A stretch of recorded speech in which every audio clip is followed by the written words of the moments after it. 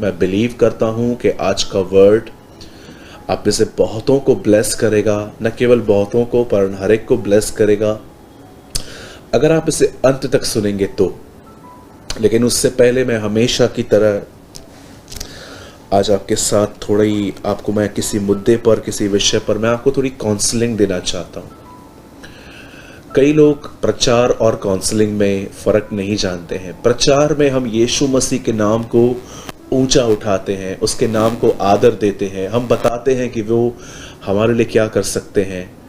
पर मैं आपको बताना चाहता हूँ, लेकिन जब काउंसलिंग होती है तो काउंसलिंग का मतलब एक विजडम का प्राप्त होना, एक बुद्धि का मिलना कि मुझे अपने बिजनेस में, जॉब में, घर में, अपनी पर्सनल लाइफ में जो मैटर्स हैं मैं उनमें से कैसे बाहर निकलूं। कई सारे लोग इस ऑफिस में जहां मैं बैठा हुआ हूं, प्रतिदिन यहां पर लोग आते हैं अपनी बातों को लेकर और वो कहते हैं कि हमें काउंसलिंग दीजिए। और मुझे कई बार ऐसा लगा कि आज काउंसलिंग एक नीड है हमारी। इसलिए आपने कभी भी मेरे चैनल पर या मुझे कहीं और देखा होगा तो मैं हमेशा काउंसलिंग से स्टार्ट करता हूँ 10-12 मिनट, और उसके बाद मैं वचन में आता हूँ, क्योंकि बहुत ज़रूरी है इन बातों को समझना। आज भी मैं आपको कुछ काउंसलिंग देना चाहता हूँ जो आपको अपने लाइफ में हैप्पी रहने में हेल्प कर सकती है, और मैं चाहता हूँ आप सब ध्यान दीजिए। मैंने देखा है अपने लाइफ में जब हम किसके करीब जाते हैं, पहले तो ये जान लीजिए कि हम करीब कैसे आते हैं। अगर आप एक व्यक्ति के करीब जाना चाहते हैं तो आपको सिर्फ एक ही काम करना है, रोज उससे बात करनी है। अगर आप रोज किसी से भी बातचीत करेंगे तो मैं आपको बताना चाहता हूं आप उस व्यक्ति के करीब चले जाएंगे। और जैसे इंसान करीब चला जाता है उसके बाद एक इंसान को उसकी आदत सी हो जाती है रोज उससे बात करने की, रोज उसको देखने की, रोज उसकी आवाज़ को सुनने की। और कई बार जब ये हमें नहीं मिलता तो हम फिर सामने वाले पे ब्लेम करते रहते हैं कि आप ऐसे हो, आप वैसे हो। मेरे भाइयों, मेरी बहनों, याद रखिए, अगर आपकी हैप्पीनेस, आपकी खुशी किसी व्यक्ति के द्वारा आ रही है तो आप अपने लाइफ में कभी भी हमेशा हैप्पी नहीं रह पाओगे, क्योंकि इंसान का मन, इंसान के मूड्स बदलते रहते हैं, उनके मूड्स स्विंग होते रहते हैं। एक आदमी अगर खुद खुश है तो वो आपको थोड़ी बहुत खुशी दे सकता है, पर अगर एक आदमी खुश नहीं है तो वो आपको कभी खुशी नहीं दे सकता। आपने पढ़ा होगा पतरस और यूहन्ना प्रार्थना करने के लिए मंदिर जा रहे थे। रास्ते पर उन्हें उस मंदिर के पास में उन्हें एक भिखारी मिला जो जन्म से ही लंगड़ा था। बाइबल बताती है वहाँ से आने जाने वालों से वो भिखारी उन लोगों से मांगता रहता था।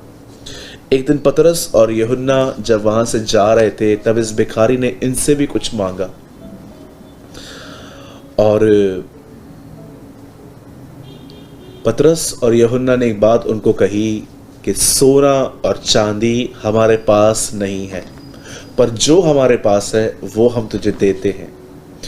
जो आपके पास नहीं है आप वो किसी और को नहीं दे सकते। अगर आप देने की कोशिश भी करेंगे 2 या 3 दिन दे पाएंगे, उसके बाद आप फ्रस्ट्रेट हो जाएंगे। पर मैं आपको बताना चाहता हूं आप लोगों को वही दे सकते हो जो आपके पास है। मैं आपको जस्ट ये समझाना चाहता हूं कि आपके हैप्पीनेस का सोर्स कोई व्यक्ति, कोई चीज़ नहीं होनी चाहिए।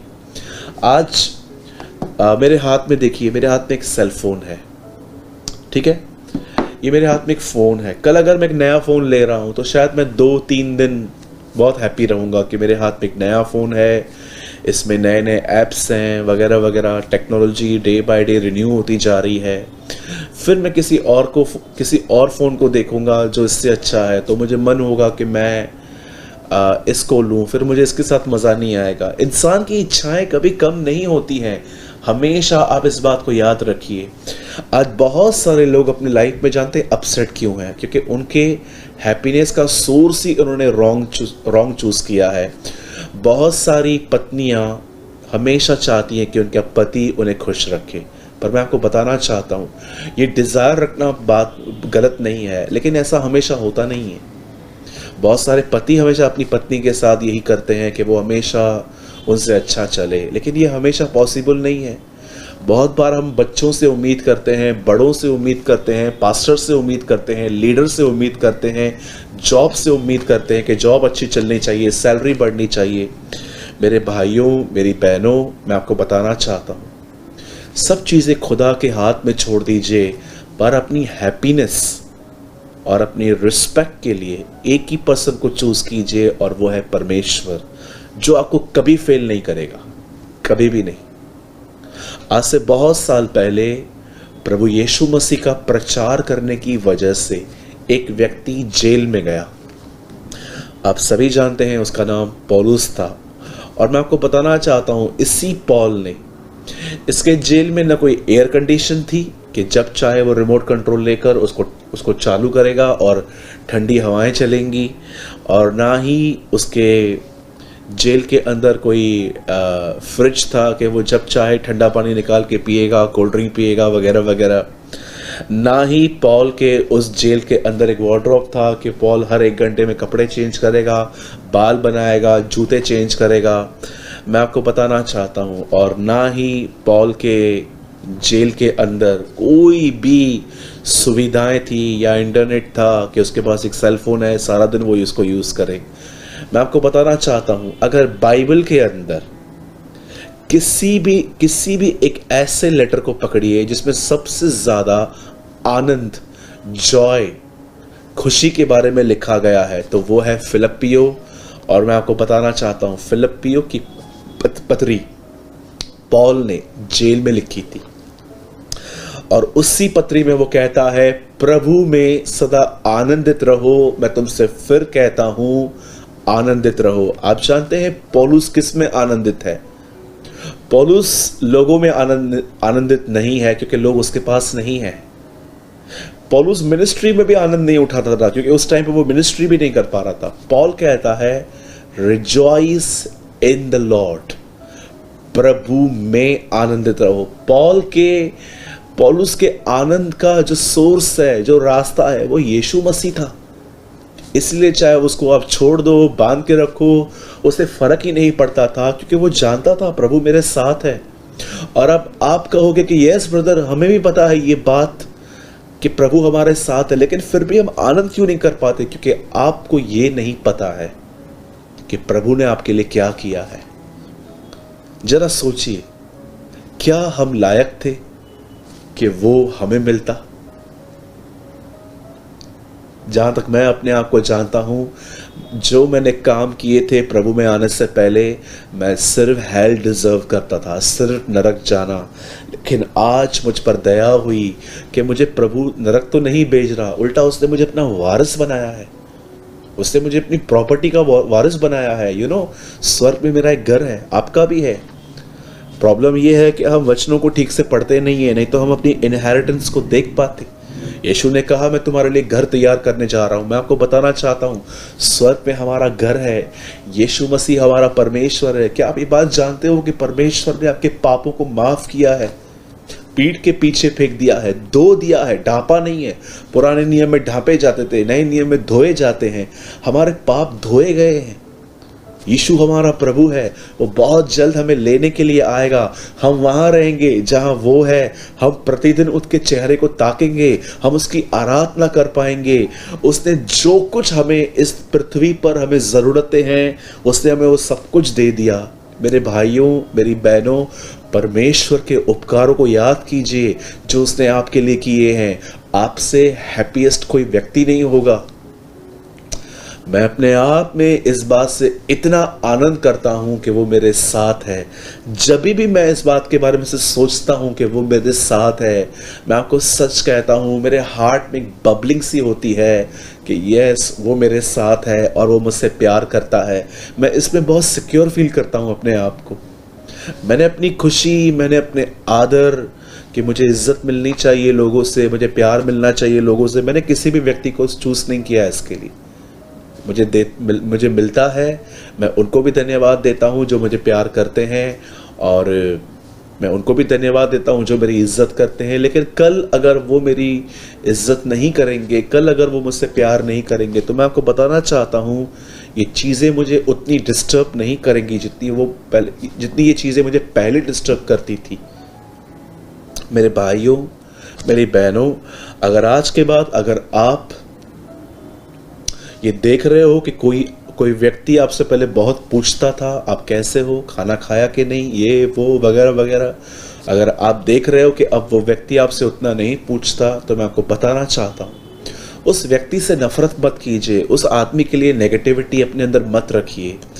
मसीहत आज भरी पड़ी है ऐसे लोगों से जिनके अंदर नेगेटिविटीज़ है, जिनके अंदर नकारात्मक सोच है लोगों के लिए। आप उनसे बात करोगे तो आपको पता चलेगा कि उनके अंदर कितनी नफरतें हैं लोगों के लिए। उनको पता भी नहीं चला है कि डेविल ने उनको कैसे फंसा दिया है और कैसे अपने ही भाई बहनों के खिलाफ कर दिया है। मैं आपको बताना चाहता हूँ मेरे भाइयों और बहनों, अगर आपको कोई प्यार नहीं देता, कोई इज्जत नहीं देता, ऐसे लोगों से नफरत मत करो। एक्चुअली ये लोग आपको संदेश दे रहे हैं कि उसकी तरफ फिरो जो हमेशा प्यार करेगा। इसलिए मैं आप में से हर एक से विनती करता हूँ, आप में से जितने भी लोग मुझे शालोम से देख रहे हैं, अलग अलग जगहों से देख रहे हैं, मैं आप सबसे कहना चाहता हूँ मेरे भाइयों, मेरी बहनों, अपने प्यार और इज्जत का सोर्स किसी व्यक्ति को मत बनाइए, चाहे वो आपके कितना भी करीब क्यों न है। हमेशा ये बात याद रखिए, आपका प्यार और आपकी रिस्पेक्ट परमेश्वर की तरफ से आनी चाहिए। यीशु मसीह ने कहा जैसे मैं उसके प्रेम में बना रहता हूं, वैसे तुम भी मेरे प्रेम में बने रहो। मैं उस आदर को नहीं चाहता जो मनुष्यों की ओर से आता है, परंतु मैं उस एकमात्र आदर को चाहता हूं जो पिता की ओर से है। यीशु मसीह कहते हैं मैं मनुष्यों से आदर नहीं चाहता। लोगों को देखेंगे तो आप देखिए, लोगों के पास कभी टाइम है तो आपको टाइम देंगे, कभी नहीं है तो नहीं देंगे, कभी प्यार करेंगे, कभी आपसे पूछेंगे भी नहीं, कभी आपकी हेल्प करेंगे, कभी आपका फ़ोन भी नहीं उठाएंगे।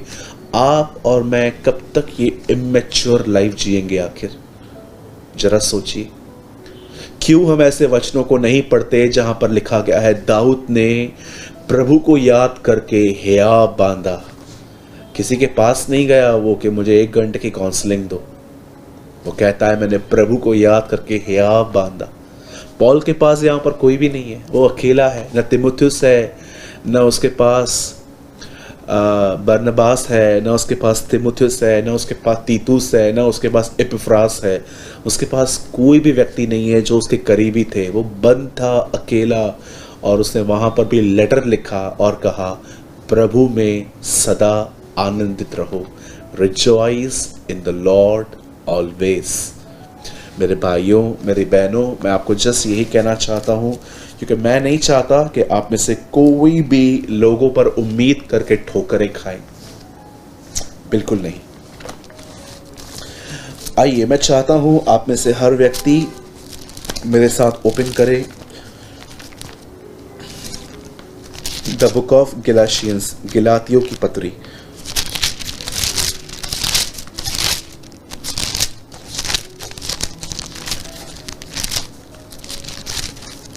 ये 2 कुरिन्थियों के बाद आता है, और प्लीज़ आप मेरे साथ खोल सकते हैं गलातियों की पत्री और उसका 3 अध्याय, चैप्टर 3।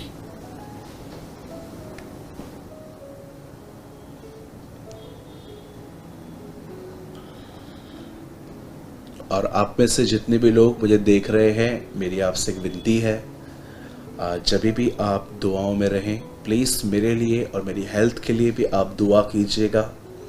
आप देखते होंगे मेरा गला इस समय भी बैठा हुआ है, लेकिन मैं पूरी कोशिश कर रहा हूँ कि मैं बात कर सकूँ। और जब भी आप दुआ करें, मुझे ज़रूर अपनी दुआओं में याद रखिए कि मैं जल्दी से पूरी तरह से ठीक हो जाऊं और प्रभु का काम मैं अच्छे से कर पाऊं।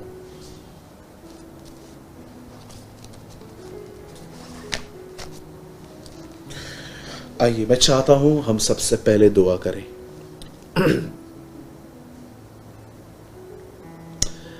Thank you Jesus, thank you Lord. स्वर्गीय पिता, मैं दुआ करता हूं यीशु मसीह के नाम में, प्रभु आज जितने भी मेरे भाई मेरी बहनें आज इस संगति में आए हैं, मैं दुआ करता हूँ हर एक पर आपका हाथ आए, हर एक पर आपका अनुग्रह आए। आज तेरा वचन उन्हें उत्साह दे, लीड करे, टीच करे, करेक्ट करे। मैं तुझसे ये विनती करता हूँ। हम सब कुछ तेरे हाथों में देते हैं। दुआ को यीशु मसीह के नाम में मांगते हैं। आमीन, आमीन।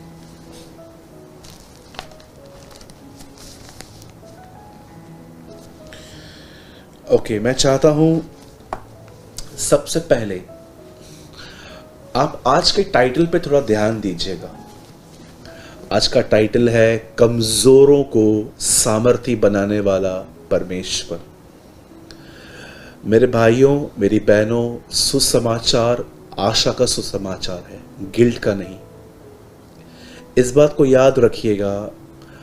अगर किसी का भी प्रचार सुनने के बाद आपको गिल्ट फील हो रही है, गिल्ट, दोष भावना कि मैं कितना घटिया हूं, ये हूं, वो हूं, तो मैं इसमें से दो बातें आपको पहले बताना चाहता हूं। सबसे पहले, या तो आपने वर्ड को गलत तरीके से लिया है। याद रखिए, करेक्शन भी एक लव है। जब आप अपने बच्चों को करेक्ट करते हो कि अपना टिफिन बॉक्स जो है वो किसी और का शेयर मत करना, अपना खाना दूसरे का मत लेना, या जब आपके बच्चे बड़े हो जाते हैं आप उनको बताते हो कि स्मोकिंग, ड्रिंकिंग, गैम्बलिंग ये सब गलत है, तो मेरे ख्याल से ये कोई गलत बात नहीं है। आप उनसे प्यार करते हो इसलिए आप उनको करेक्ट करते हो। वैसे ही मैं आपको बताना चाहता हूं कि जब परमेश्वर आपको किसी प्रचारक के द्वारा आपको लाइट देता है तो एक्चुअली वो आपको इसलिए नहीं देता है कि आप ये फील करो कि आप कितने गंदे या कितने घटिया हो। जी नहीं, कभी भी नहीं। इवन मैं आपको ये वर्ड भी यूज नहीं करना चाह रहा था कि गंदे और घटिया, लेकिन मैं आपको बताना चाहता हूं क्योंकि कुछ लोग ऐसे इस तरह वर्ड को लेते हैं। याद रखिए, बाइबल बताती है, मैं जिन्हें डांटता हूं, मैं जिनसे प्रेम करता हूं, मैं उन्हें डांटता हूं, और जिन्हें पुत्र बनाता हूं उन्हें कोड़े भी लगाता हूं। जब परमेश्वर एक प्रचारक के द्वारा आपको डांटता है तो एक्चुअली ये उसका प्यार है। वो इसलिए नहीं डांटता कि आप गिल्ट रखो अपने आप में। और सेकंड थिंग, जो भी लोग प्रचार करते हैं, अगर आप अपने प्रचार के अंदर सिर्फ लोगों को ये कहते हैं कि आप पापी हो, प्रभु आपको नहीं ले जाएगा, आप गुनाह में ही मर जाओगे, आप नरक में जाओगे, तो मुझे एक बात बताइए, ये किस तरह का गॉस्पेल हुआ? जरा सोचिए। मैं फेसबुक पे ऐसी बहुत सारी पोस्ट पढ़ता हूं जिसमें मुझे सिर्फ प्रभु का गुस्सा दिखाई देता है। जो यहां रिपेंट नहीं करेगा वहां मरेंगे, ये होगा, वो होगा। मैं आपको सच कहता हूं, मैं इस तरह की पोस्ट को कभी भी सपोर्ट नहीं करता, क्योंकि मुझे एक बात पता है, यीशु मसीह ने कभी भी अधूरे प्रचार नहीं किए थे। यीशु मसीह ने हमेशा लोगों को होप दी थी। जैसे कि मैं आपको एक एग्जाम्पल देना चाहता हूं। यीशु मसीह ने कहा कि तुम सुन चुके थे कि व्यभिचार न करना। आज बहुत सारे जवान व्यभिचार में हैं, तो क्या मतलब उनके लिए कोई उम्मीद नहीं है आगे चल के बचने की? यीशु मसीह ने कहा तुम सुन चुके थे कि व्यभिचार न करना, परंतु मैं तुमसे कहता हूं, अगर तुमने किसी स्त्री पर गलत नजर डाली या मन में बुरे विचार रखे तो तुमने पाप कर दिया। और उसके बाद क्या यीशु ने ऐसा कहा और बस तुम पाप करो और तुम मर जाओगे, तुम नरक जाओगे? नो, यीशु मसीह ने नीचे जाइए, गो फर्दर, आप और आगे जाइए। वहां लिखा है तेरी आंख तुझे ठोकर खिलाए तो उसे निकाल के फेंक, तेरा हाथ तुझे ठोकर खिलाए तो काट के फेंक दे। यीशु मसीह ऐसा प्रचारक नहीं था जो लोगों को कहे कि व्यभिचार करोगे नरक जाओगे, फुल स्टॉप। नो, वो उनको होप देता था कि तुम बच सकते हो। क्या करना है? अंधे हो जाओ। यीशु ये नहीं कह रहा था आंख निकाल के फेंको।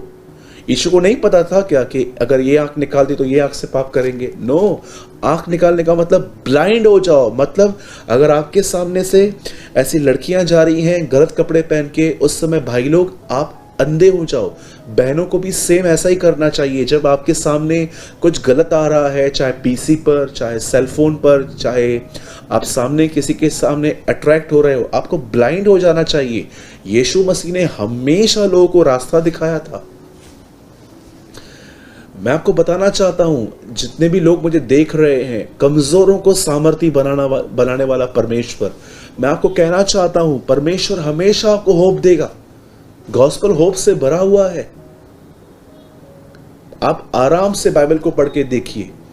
मूसा ने मर्डर किया था, परमेश्वर ने एक टाइम आया जब प्रभु ने उसको उठाया और प्रभु ने उसे मिस्र भेजा और उसने मिस्र जाकर अपने लोगों को निकाला।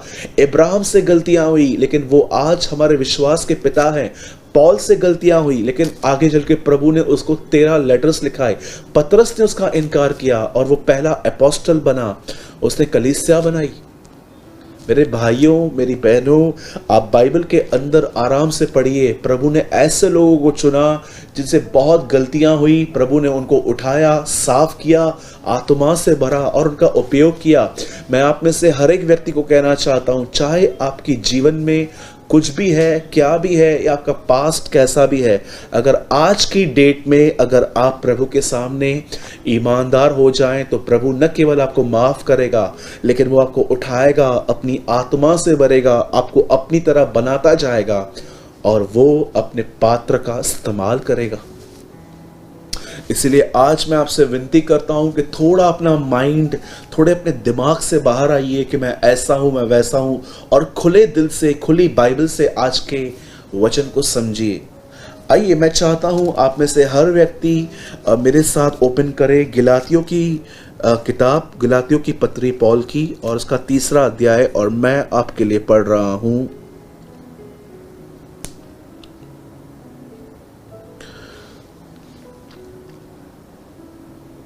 ये आपकी स्क्रीन पर है। इसलिए व्यवस्था मसीह तक पहुंचने के लिए हमारी शिक्षा को यह है कि हम विश्वास से धर्मी ठहरे। परमेश्वर का वचन ये नहीं कहता कि हम धर्मी ठहरेंगे। मैं आपको एक नहीं, ऐसे कई और वचन दिखा सकता हूं इसी पत्री के अंदर और पत्रियों में, जहां पर यह लिखा गया है कि आप और मैं धर्मी हैं। और मैं आप में से हर एक को बताना चाहता हूं, आप गॉस्पेल्स में ये बहुत कम पढ़ोगे कि हम धर्मी हैं, लेकिन आप पत्रियों में बहुत पढ़ोगे कि हम धर्मी हैं। जानते हो उसका कारण क्या है? क्योंकि गॉस्पेल्स में जीसस अर्थ पे था, लेकिन जब वो क्रूस पे मरा, उससे खून बहाया और वो उठा लिया गया, उसके बाद बहुत बार लिखा गया है कि हम धर्मी हैं। क्यों? पहले हमें धर्मी नहीं बताया गया है इतना, क्योंकि खून नहीं बहा था, लेकिन अब खून बहाया गया और अब हम धर्मी ठहराए जाते हैं। याद रखिए, व्यवस्था अच्छे से अच्छे व्यक्ति को पापी कहती है, और जो अनुग्रह है वो बुरे से बुरे व्यक्ति को भी धर्मी कह देता है। अब आप ये कहोगे कि ब्रदर, आप तो कहते हो कि हम धर्मी हैं, किस बेस पर? आज भी हमसे पाप होते हैं, आज भी हमसे गुनाह होते हैं, मानता हूं, मुझसे भी होते हैं, पर मैं आपको बताना चाहता हूं, परमेश्वर आपको पापी किस बेस पे कहता है, मुझे ये बताइए। आप जानते हो बाइबल क्या बताती है? एक मनुष्य के आज्ञा न मानने से जब सब पापी ठहरे। आप जानते हो बाइबल आपको इसलिए पापी नहीं कहती है क्योंकि आपने पाप किया। बाइबल आपको इसलिए पापी कहती है क्योंकि आदम ने पाप किया और आप उसकी संतान हो। मैं आपको बताना चाहता हूं, हम सब आदम से ही जन्मे हैं। आप सभी जानते होंगे कि आदम के पाप की वजह से आदम में से जितनी भी संतानें निकली हैं, हम भी आदम की ही संतान हैं। इसीलिए हम पापी हैं क्योंकि हमारे बाप दादाओं ने पाप किया। अब मुझे आप बताइए, कितने लोगों ने ये आराम से पढ़ा है, जब एक मनुष्य के आज्ञा न मानने से हम सब पापी ठहरते हैं, तो उसके बाद लिखा गया है परंतु एक मनुष्य के आज्ञा मानने से हम सब धर्मी ठहराए जाते हैं। जैसे आदम में आपने पाप न करके आप पापी थे, वैसे ही यीशु मसीह में आज्ञा न मानने के पहले ही आपको धर्मी बताया गया है, क्योंकि आप और मैं अपने आज्ञा पालन से नहीं, लेकिन यीशु की आज्ञा पालन से बचे हैं, क्योंकि हमने विश्वास किया कि यीशु मसीह हमारे लिए मरा है। क्रूस पे मरना परमेश्वर की तरफ से यीशु को आज्ञा थी, पर हमारे लिए आज्ञा यह है कि हम यीशु पे विश्वास करें। मैं आपको फिर से समझाना चाहता हूं, अगर आप नहीं समझे तो, क्रूस पे मरना यीशु को आज्ञा मिली थी, परमेश्वर पिता की ओर से जो उसने पूरी की, यही वो आज्ञा है जिसमें वो चला। पर हमें हमें क्या आज्ञा मिली? उसके क्रूस पे बिलीव करना कि वो हमारे लिए मरा। मैं आपको एक ग्लोरियस थिंग बताना चाहता हूं, आप धर्मी हैं, आप और मैं धर्मी हैं। नो डाउट हमारे काम आज भी वैसे नहीं है, लेकिन मैं आपको बताना चाहता हूं आपका बिलीव ही आपको बदलेगा, आपके बिलीव ही आपकी लाइफ को चेंज करेंगे। मैं आपको एक एग्जाम्पल देना चाहता हूं कि कैसे परमेश्वर कमजोर लोगों को सामर्थी बनाने से पहले कुछ कर रहा था। अब सुनिए, बाइबल एक व्यक्ति को रिवील करती है। His name was Ibrahim. लेकिन बाइबल बाद में क्या बताती है कि उसका नाम इब्राहिम रखा गया। पहले उसका नाम इब्राहिम नहीं था, एच गायब था, इब्राहिम था, इब्राहिम। आप जानते हो जब इब्राहिम को परमेश्वर से मुलाकात हुई तब प्रभु ने उससे कहा कि वो उसे एक बेटा देगा, वो उसे एक बच्चा देगा। लेकिन आप जानते हैं उसके बाद परमेश्वर ने इब्राहिम का नाम इब्राहिम रखा। इब्राहिम का मतलब होता है जातियों का पिता। जरा सोचिए, उसकी वाइफ सारा हमेशा उसे कहती थी इब्राहिम। और जब भी इब्राहिम जो था ये सुनता था तो ये नॉर्मली था, लेकिन जब से उसने सारा को ये कहा होगा अब से तू मुझे इब्राहिम बोल, जिसका मतलब है जातियों का पिता। अब जरा सोचिए, एक व्यक्ति को एक बच्चा नहीं है और प्रभु कहता है तेरे द्वारा जातियां पैदा होंगी। आप जानते हो जब भी सारा उसे ये कहती होगी इब्राहिम ये लेकर आओ, इब्राहिम वो लेकर आओ। आप जानते इब्राहिम का माइंड रिन्यू हो रहा था, इब्राहिम का मन नया हो रहा था कि मैंने इब्राहिम सुना, इसका मतलब जातियों का पिता। आपको मैं बताना चाहता हूं, इससे पहले कि परमेश्वर एक व्यक्ति को नया बनाए, सामर्थी बनाए, उससे पहले परमेश्वर उन्हें एक चीज उनके सामने रखता था और वो कहता था इस पे बिलीव करो। इससे पहले कि इब्राहिम जो था इब्राहिम कहलाए, परमेश्वर ने उसे क्या कहा? प्रभु उसे बेटा दे। उससे पहले प्रभु ने उसका नाम बदला ताकि उसकी डेस्टिनी बदले, उसका माइंड चेंज हो और आगे चल के उसे बच्चा पैदा हुआ।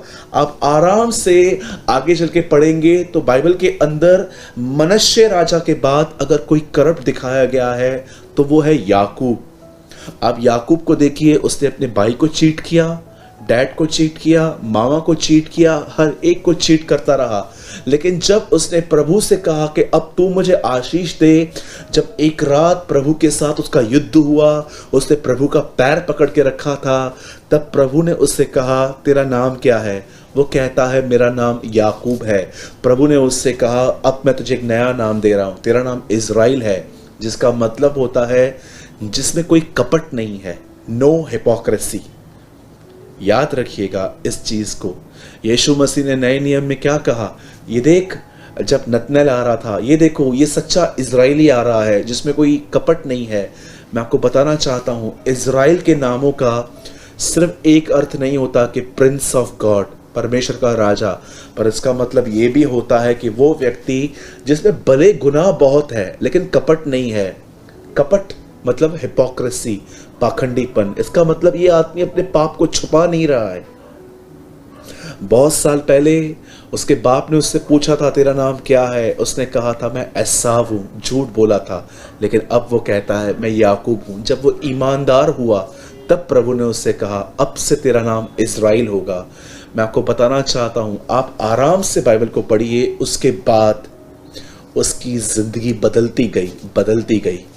आप एक और व्यक्ति को पढ़ सकते हैं, नए नियम के अंदर प्रभु ने उससे कहा तेरा नाम क्या है? उसने कहा शिमोन। अब तेरा नाम पतरस कहलाया जाएगा, जिसका अर्थ है चट्टान।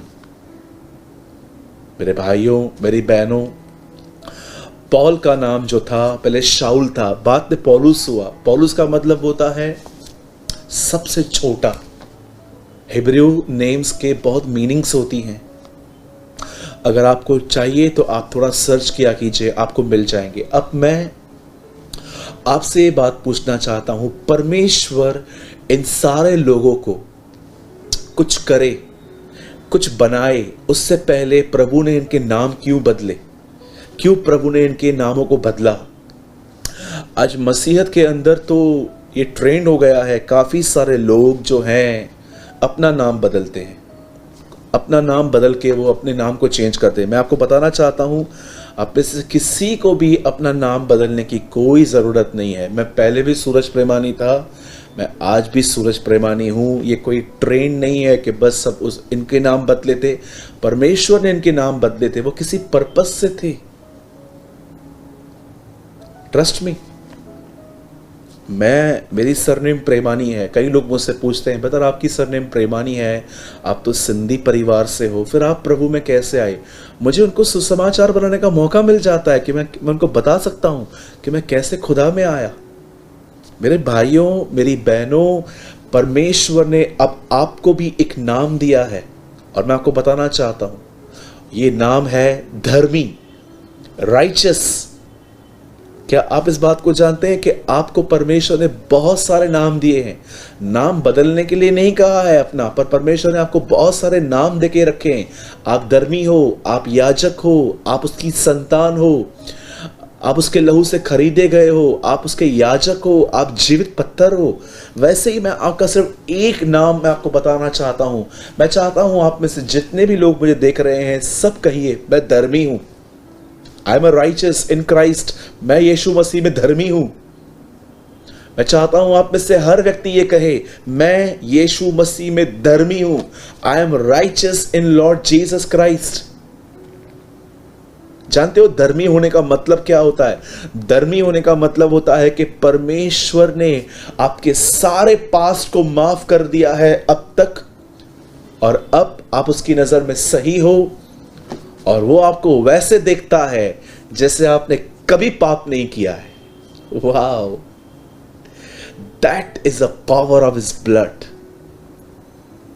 अगर आप बाइबल को आराम से पढ़ो तो आपको पता चलेगा, धर्मी होने का मतलब है प्रभु की नजर में एक सही व्यक्ति, एक ऐसा व्यक्ति जिसका पास्ट पूरा माफ हो चुका है। अब जरा सोचिए, आपका पास्ट माफ हो चुका है अगर आपने सही से पश्चाताप किया है तो।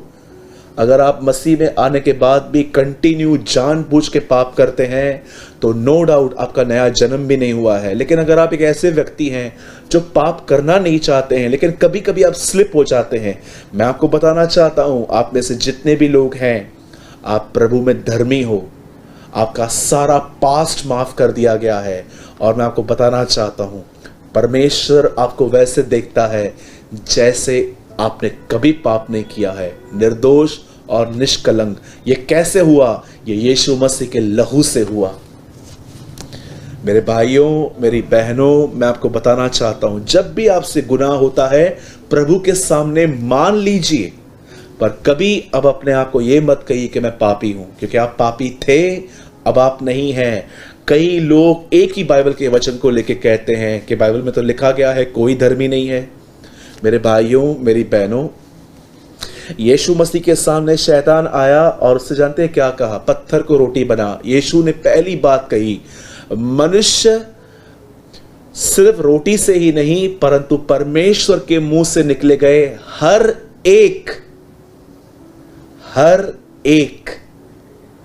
पूरी सच्चाई एक में नहीं, हर एक में है। रोमियो में लिखा गया है कोई धर्मी नहीं है, लेकिन 3:25 रोमियो में लिखा गया है अब उसके लहू के द्वारा हम सेंत में धर्मी ठहराए गए हैं। आप राइचस हो प्रभु में, प्रभु ने आपको ये नाम दिया है।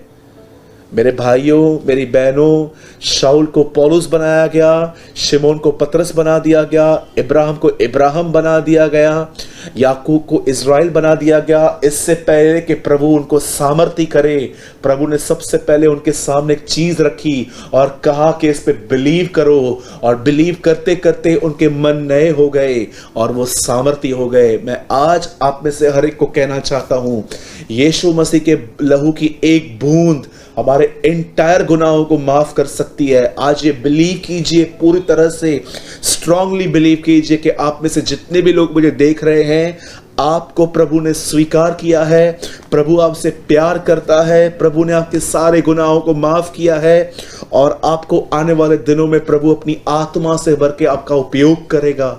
यही हमारा बिलीव है कि हम धर्मी हैं, और यही चीज आपको धर्मी बनाती है और आपको धार्मिकता में ले जाती है। धन्य है वे जो धार्मिकता के उसकी तरह बनने के भूखे और प्यासे हैं। जिस व्यक्ति ने ये बिलीव नहीं किया है मैं धर्मी हूं, वो उसकी धार्मिकता में कैसे प्रवेश कर पाएगा? मुझे बताइए। शैतान आपको अभी भी कान में आके बोलेगा, नहीं नहीं नहीं नहीं नहीं नहीं, सूरज भाई को क्या पता कि तूने कितने गुनाह किए हैं, उनको क्या पता तूने विश्वासी बपतिस्मा लेने के बाद भी क्या पाप किए हैं। मेरे भाइयों, मेरी बहनों, परमेश्वर आपसे गिल्ट नहीं, परमेश्वर आपसे पश्चाताप की उम्मीद करता है। प्रभु ये नहीं देखना चाहता कि आपको कितनी गिल्ट है पाप की कि मैंने ये किया वो किया, लेकिन प्रभु ये देखता है कि आपको पछतावा है और आप फिरना चाहते हो। तो शैतान की मत सुनिए, शैतान को कहिए आज ही, जैसे स्मिथ विगिल्सवर्थ कहते थे। 19वीं सेंचुरी में एक परमेश्वर के जन थे, उनका नाम था स्मिथ विगिल्सवर्थ। एक दिन शैतान उनके सामने आके कहता है कि तूने बहुत पाप किए हैं। तब उन्होंने शैतान को जानते क्या किया? उसने बोला मैंने उससे भी ज्यादा किए हैं, तुझे बहुत कम पता है, लिस्ट को कंप्लीट कर। और उसके बाद उन्होंने एक लाइन कही शैतान को, उसने कहा मैंने बहुत पाप किए हैं, लेकिन मैं उसको भी जानता हूं जो मेरे गुनाहों के लिए बलिदान हुआ है। गेट लॉस्ट, निकल यहां से तू। मेरे भाइयों और बहनों, ये दिन नहीं है कि अपने आप में गिल्ट रखें, ये दिन है कि हम रिपेंट करें, प्रभु की तरफ फिर जाएं और सामर्थी होते जाएं अपने उसके अनुग्रह, उसकी ताकत में। मैं बिलीव करता हूं आज के वचन के द्वारा आपने जरूर कुछ लर्न किया होगा, और मैं आपसे फिर से कहना चाहता हूं, सामर्थी व्यक्ति सिर्फ वो नहीं होते हैं जो हाथ रखने के द्वारा लोगों को गिराते हैं। क्योंकि अधिकतर लोगों को ऐसा ही लगता है कि कमजोर से सामर्थी बनने का मतलब है कि प्रभु आने वाले टाइम में मुझे एक बहुत बड़ी सेवकाई देगा, मेरी सेवकाई में मेरे बोलने से लोग ठीक हो जाएंगे, मेरे हाथ रखने से लोग गिर जाएंगे। मैं आपको बताना चाहता हूं, सामर्थी होने का मतलब होता है कि कोई टाइम था आप सेकंड्स में पाप में गिरते थे, लेकिन आज वही पाप आपको नहीं गिरा पाते। That is a real power of God. सेवकाई परमेश्वर पर छोड़ दीजिए, वो जैसे चाहे हमारा उपयोग करेगा। उससे 19वीं सदी में कैथरीन कुलमैन को यूज किया, साधु सुंदर सिंह को यूज किया, वो 20वीं सेंचुरी में भी आपको यूज करना जानता है। और वो सही टाइम आएगा जब आपको यूसुफ की तरफ बाहर ले आएगा। भले ही ये आपके लिए हाइडिंग सीजन है, आप यूसुफ की तरह छुपे हुए हो, अपनी आइडेंटिटी रिवील नहीं करते हो, लेकिन एक टाइम आएगा जब प्रभु आपको ले आएगा। लेकिन सच्चा सामर्थी मसीह तो वही हो सकता है जिसको पाप खा जाता था, पर इन दिनों में वो पाप को खा गया है। Let's pray. स्वर्गीय पिता, मैं दुआ करता हूं यीशु मसीह के नाम में प्रभु, जितने भी लोग प्रभु आज हमें देख रहे हैं, मैं प्रार्थना करता हूं आपका अनुग्रह, आपकी दया इन सबों पर बनी रहे। आपकी दया प्रभु इन सबों पर बनी रहे, तेरा प्रेम, तेरी शांति इन सबों के अंदर रहे प्रभु। हर वो व्यक्ति प्रभु जो मुझे देख रहा है, आपका अनुग्रह, आपकी दया पाए, भला चंगा रहे खुदावन, इन्हें बरकत दे और सारे बंधनों को प्रभु जी आप इन्हें तोड़ दीजिए प्रभु। ब्लेस देम लॉर्ड, इन्हें आशीष दीजिए। सारी महिमा, सारा आदर मैं आपको देता हूं। मैं दुआ को यीशु के नाम में मांगता हूं। आमीन, आमीन।